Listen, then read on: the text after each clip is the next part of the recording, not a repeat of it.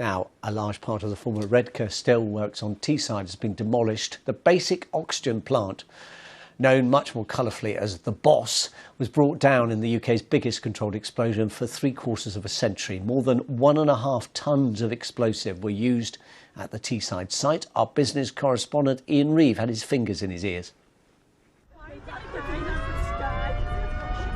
Redcar's so-called BOS plant had stood since the 1970s, when molten iron was refined and turned into steel.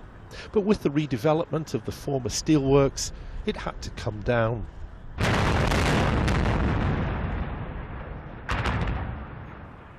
"105,000 tonnes of steel brought down by more than 1.5 tonnes of explosives. And looking on, Stuart and Ken, father and son, both former steelworkers, both former BOS plant managers.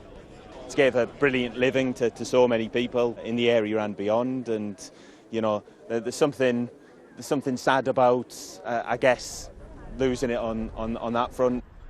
I mean, that's sad, but I'm also well aware that we need to move on. Steelmaking is finished.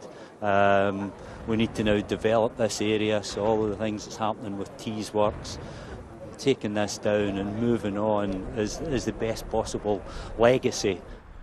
But will the hoped-for new jobs come to the site?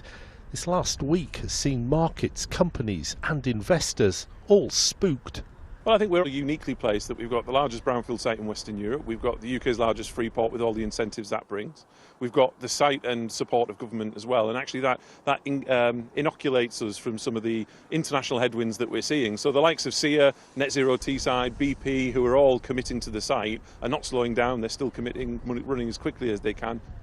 It's 7 years since the steelworks closed. Today's blowdown, a dramatic reminder that those days have gone for good. Ian Reeve, BBC News.